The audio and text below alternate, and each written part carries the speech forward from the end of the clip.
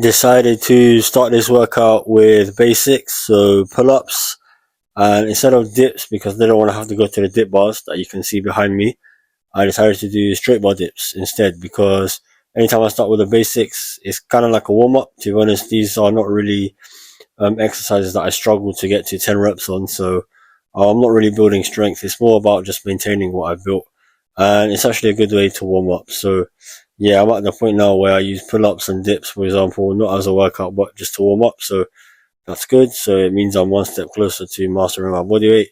When I did start out though, I was doing dips, pull-ups and press-ups as my three main movements that I wanted to master. So when I say master, I don't mean just do 10 reps one day and then 7 reps the next day. I mean be able to do 10 reps pretty much every single day, no matter what. So it's complete control during the movements, being able to control the negative, do it with clean form, how it should be done, and being able to do an adequate amount of reps. So for me, that's 10 reps. And yeah, on any exercise, I try to hit a 10-second hold or 10 reps in one set. And to me, that's like a mastery number. So anytime I hit 10, whether it's 10 pull-ups, 10 dips, 10 seconds or front lever hold, I consider that a mastery level. So, and I also refer to not just one set, but doing multiple sets like that on any given day. So that basically means that you have no trouble with it, and yeah, you mastered it. So that's just my personal thing. If you want, you can use that as advice and do that in your own training.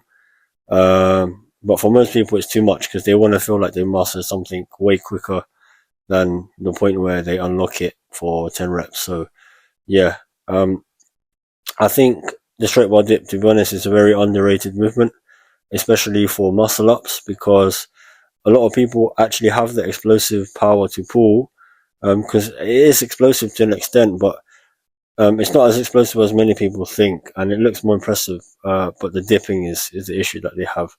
But anyway, that's the basics done. Good warm up there.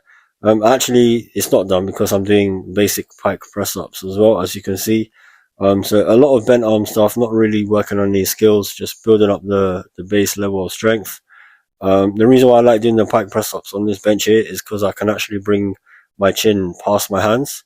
That makes a very big difference, especially when you're considering that doing it on the floor allows you to only bring your head down to where your hands are.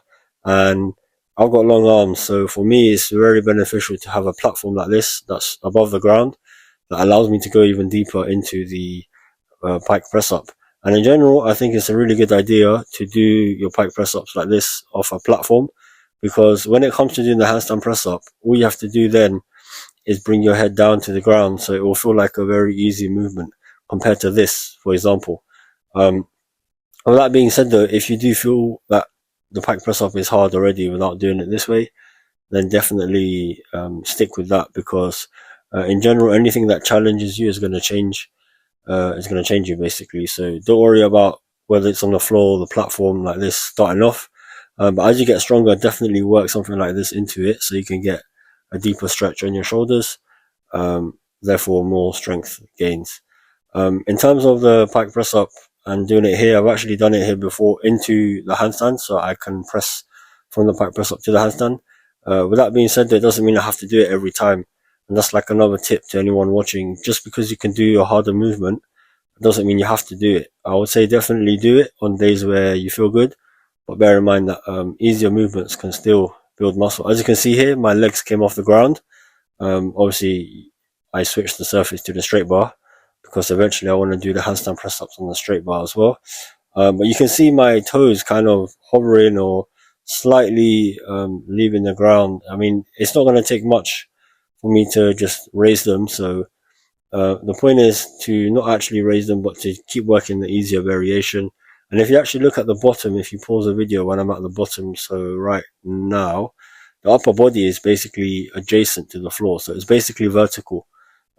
So that's quite important, because the more vertical your upper body is when you're doing pike press ups, the more similar your pike press ups are going to be to a handstand press up, and the more it's going to carry over to a handstand press up. The whole point of doing a pike press up is not for your body to be in a normal press up position. This is exactly how you want to be doing it, as you see on the video, where your back is making a right angle with the floor, or as much as you can, because at the end of the day, you're not doing a handstand press up, so it's going to be quite tough to be completely vertical. But to be honest, you can get quite close. As you can see here, what I'm doing is it's a highly transferable movement to the handstand press up, because apart from my legs, everything is aligned the same way. And yeah, eventually handstand press ups on a straight bar is one of my goals. I think at that point you pretty much mastered handstand press ups, because the straight bar is something that a lot of people struggle with. Even people that can do handstand press ups on the floor or hold a handstand on the floor and on higher bars, the straight bar is just harder because you only have one bar to balance your entire body weight on. But that's it for this episode. Subscribe if you enjoyed, and like.